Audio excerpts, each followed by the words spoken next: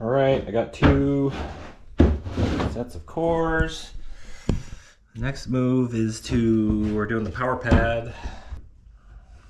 Roughly like that. It's pretty high tech. This is how, you know, part art, part science. I like these dimensions, they look good. How long is this? Roughly, I don't know, we'll say 2 foot. A little dusty. Stomp pad. Look at this, I'm loving this thing. So this thing does a couple things for us. First and foremost, it gives the bindings hard maple to mount into. So instead of running a stringer the whole length, which is good and great, but it adds weight because you don't need the maple out here, but there's no way to like transition from here to not here without actually cutting it, so you're losing actual strength. Where this way, I just like it. I don't know, it works. The few I've done, like I keep saying I've done like 50 pairs of skis. I kind of stopped counting around 30. I'm guesstimating, so we're calling it 50. But I've probably done 10 or 12 with these power pads. And so first, like I said, it's for the binding mount. But then second, it adds like a nice stiff plate, just for general. I like stiffer skis in general. It just gives a little oomph under you. And then for overall longevity to the ski, all the skis that I've done where I've used the power pad, like these ones, it adds like a, what's the term? A latitudinal stiffness. So if the ski for whatever reason wants to like warp one way or the other, it's just, it keeps it from cupping or keeps the base flat basically. And what else does it do? I like the way, if I can get these to stagger the overlap, that seam and this seam, that seam and that seam, so they're all staggered. That's general good construction etiquette, like plywood. You want to stagger all your seams. Okay, I got all my strips cut. And these are little blocks, so I can clamp it down.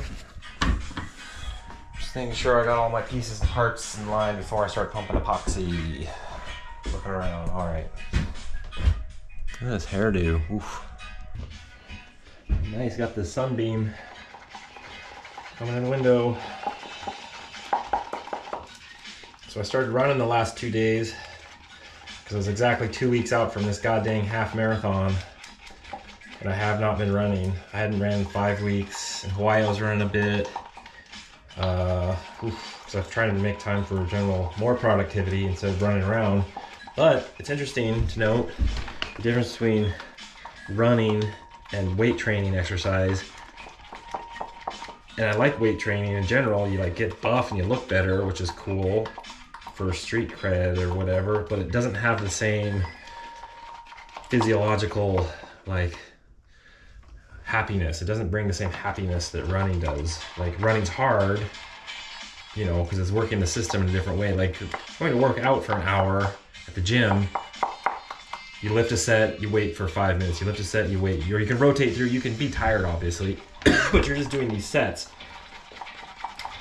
and there's actually a lot of sitting around between them, getting water, this and that. Or running, you're like out there. Point is, I enjoyed it. Like that was what I was hoping, that I would like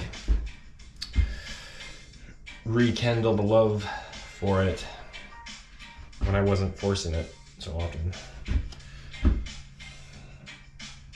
So I got exactly 2 weeks to beat these legs back into shape.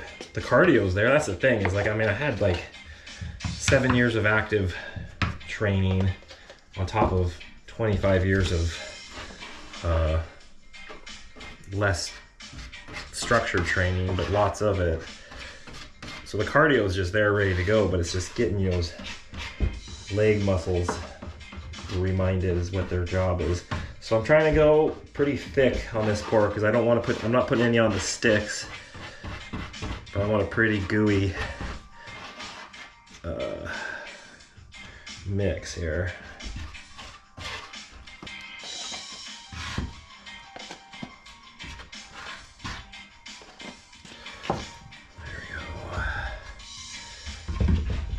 Go.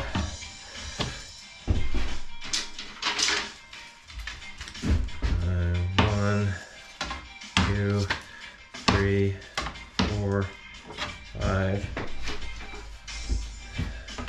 6. More epoxy is generally better. You want to have a little more than not enough. If anything, it means more sanding in the end, but it's way preferable to your shit delaminating. Just like, look at this power pad just coming together. Super teched out mountain power performance pad. Stomp to the third. Stomp cubed. Kind of wanna, instead of clamping this, just set something on it.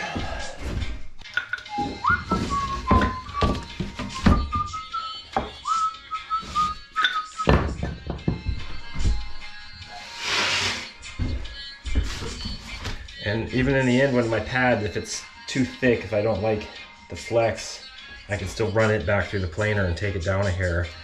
But also you gotta keep your bare minimum for the whole point of your binding mount. Second pair.